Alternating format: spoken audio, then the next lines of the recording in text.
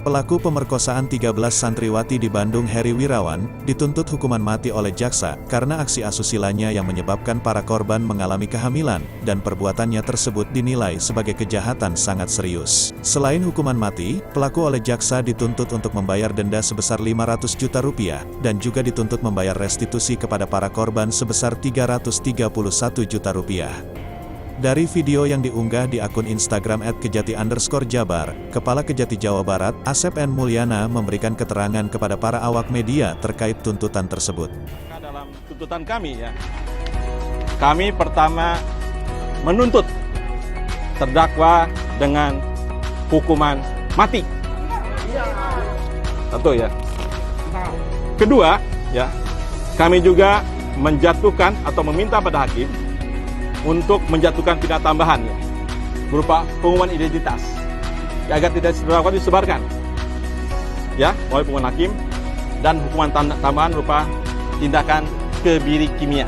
Ketiga, teman-teman sekalian, kami juga meminta pada hakim untuk menjatuhkan pidana denda sebesar 500 juta rupiah subsidiar selama 1 tahun kurungan, dan kemudian mewajibkan pada terdakwa untuk membayar restitusi pada anak korban yang total keseluruhan sebesar 331.520.186 rupiah. Kelima, kami juga meminta pada hakim untuk membekukan, mencabut, dan membubarkan Yayasan Yatim Piatu Manur Huda, kemudian Madani Boarding School, Pondok Pesantren Tafiz Madani, Yayasan Manur Huda Komplek Bagasatwa, dan kemudian merampas harta kekayaan aset terdakwa, baik berupa tanah dan bangunan, pondok pesantren, dan aset kekayaan terdakwa lainnya, baik yang sudah disita maupun yang belum disita, untuk dilelang, dan hasilnya serahkan kepada negara, yang selanjutnya digunakan untuk biaya sekolah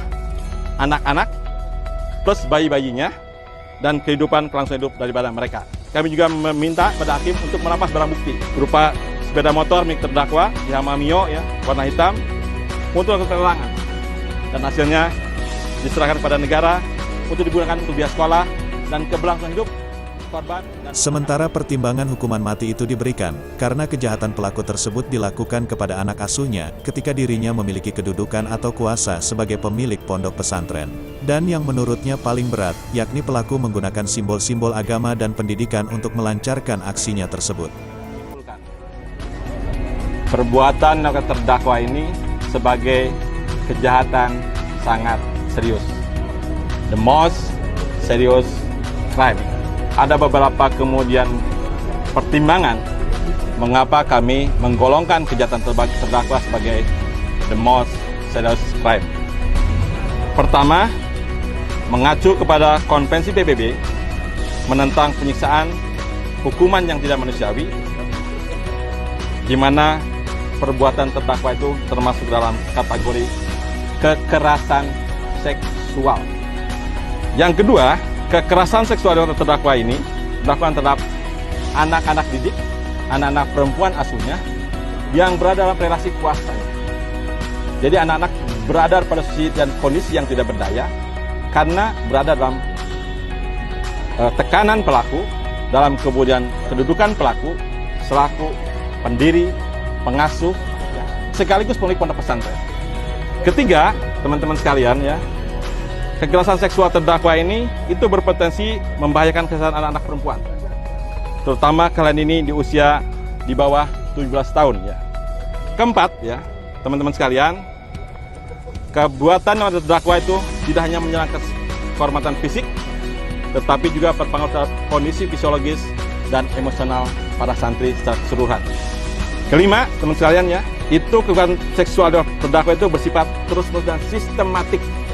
Keenam, terdakwa menggunakan simbol-simbol agama dan pendidikan untuk memanipulasi dan menjadikan alat justifikasi bagi terdakwa untuk mewujudkan niat jahatnya.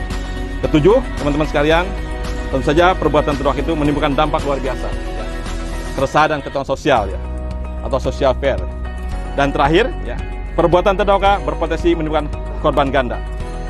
Karena satu, menjadi korban kekerasan seksual, kedua juga kekerasan ekonomi dan Terdakwa Heri Wirawan dituntut bersalah sesuai dengan pasal 81 ayat 1, ayat 3 dan 5, Jo pasal 76D, UU RI nomor 17 tahun 2016 tentang perubahan atas Undang-Undang nomor 23 tahun 2002 tentang perlindungan anak, Jo pasal 65 ayat 1, KUHP, sebagaimana dakwaan pertama.